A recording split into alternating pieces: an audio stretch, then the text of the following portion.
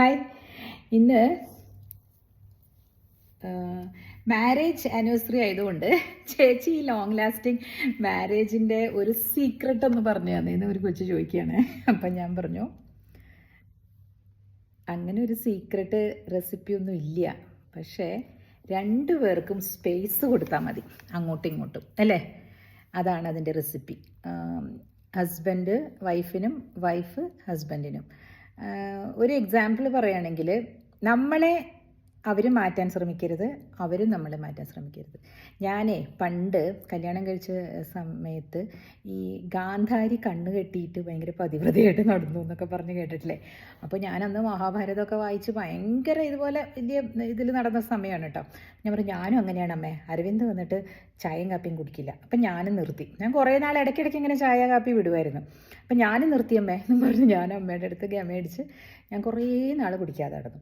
അത് കഴിഞ്ഞ് എനിക്ക് കോർപ്പറേറ്റിൽ ജോലി കിട്ടിയപ്പോൾ അവിടെ എല്ലാവരും ടീ ബ്രേക്കും കോഫി ബ്രേക്കുമാണ്. അപ്പം ഞാൻ അരവിന്ദിൻ്റെ അടുത്ത് പറഞ്ഞു, നമ്മളിനിയിപ്പോൾ കുറേ നാളായില്ല, അപ്പോൾ കല്യാണം കഴിഞ്ഞിട്ട് 10 വർഷമായി, ഐ റീസ്റ്റാർട്ടഡ് മൈ കാപ്പി കുടി. അതോടുകൂടി നിർത്തി.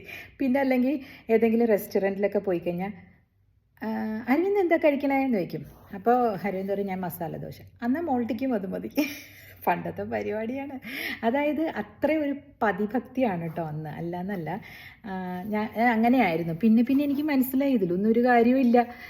നമ്മൾ നമ്മുടെ ജീവിതം നമ്മുടെ ഇഷ്ടത്തിനും കൂടെ നമ്മൾ ജീവിക്കണം, അല്ലേ? നമ്മുടെ സന്തോഷവും വേണം എപ്പോഴും.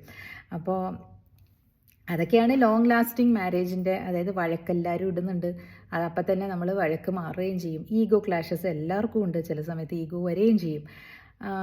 എനിക്കാണ് കൂടുതൽ ഈഗോ എന്ന് എനിക്ക് തോന്നിയിട്ടുണ്ട് കേട്ടോ. ഞാനാണ് കൂടുതലും അങ്ങനെ പറഞ്ഞാൽ കേൾക്കാത്ത, അനുസരണയില്ലാത്ത കുട്ടി. ഞാൻ പിടിച്ച മുയലിന് 3 കൊമ്പ് എന്ന് പറയും. പക്ഷേ ഞാനാണ് കോംപ്രമൈസും ചെയ്യുക, പെട്ടെന്ന് എല്ലാ കോംപ്രമൈസും ചെയ്യും. എന്ത് അരവിന്ദ് പറഞ്ഞാലും ചെയ്തു കൊടുക്കും. അങ്ങനെയൊക്കെ ആയിരുന്നു ഞാൻ. അതൊക്കെ പക്ഷേ ഇപ്പോൾ ആൾക്കാർ പറയുകയും കുലസ്ത്രീ എന്നൊക്കെ പറഞ്ഞ് കളിയാക്കുമായിരിക്കും, അല്ലേ? അതൊരു സുഖമാണെന്നേ, അല്ലേ മാഷേ? നിങ്ങൾക്ക് തോന്നണില്ലേ? നിങ്ങൾക്ക് എല്ലാവർക്കും അറിയായിരിക്കും, അല്ലേ? നമ്മളങ്ങനെ ചെയ്തു കൊടുക്കുന്നത് കൊണ്ട് നമുക്കൊരു നഷ്ടമൊന്നുമില്ല, നമുക്ക് കുറച്ച് സന്തോഷമല്ലേ, നമുക്കൊരു പ്രിവിലേജ് അല്ലേ കിട്ടുന്നത്, അല്ലേ? അപ്പോൾ ഇതൊക്കെയാണ് എൻ്റെ ഒരു ലോങ് ലാസ്റ്റിംഗ് മാരേജിനെ പറ്റി പറയാനുള്ള ഒരു കാര്യം. പിന്നെ അലൈൻമെൻറ്റിൽ പോയാൽ മതി, നമ്മളൊരു അഡ്ജസ്റ്റ്മെൻ്റ് ഒന്നും വേണ്ട. അഡ്ജസ്റ്റ് ചെയ്തൊന്നും എല്ലാവർക്കും എപ്പോഴും എല്ലാ കാലവും മുമ്പോട്ട് പോകാൻ പറ്റില്ല. ആ ഒരു സർക്കംസ്റ്റൻസസിൽ നമ്മളങ്ങ് അലൈനാകുക, അല്ലേ? പിന്നെ അത് കറക്റ്റായിട്ട് ആ സോക്കറ്റിലേക്ക് കറക്റ്റായിട്ട് വന്നാൽ പിന്നെ വിന്നോളും, അല്ലേ? ഇത്രയേ ഉള്ളൂ ഇന്നൊരു കുഞ്ഞു വീഡിയോ ആണ്. നാളെ വലിയ വീഡിയോ ഒക്കെ ആയിട്ട് വരാം കേട്ടോ. ഇന്ന് ഇത്രയേ ഉള്ളൂ.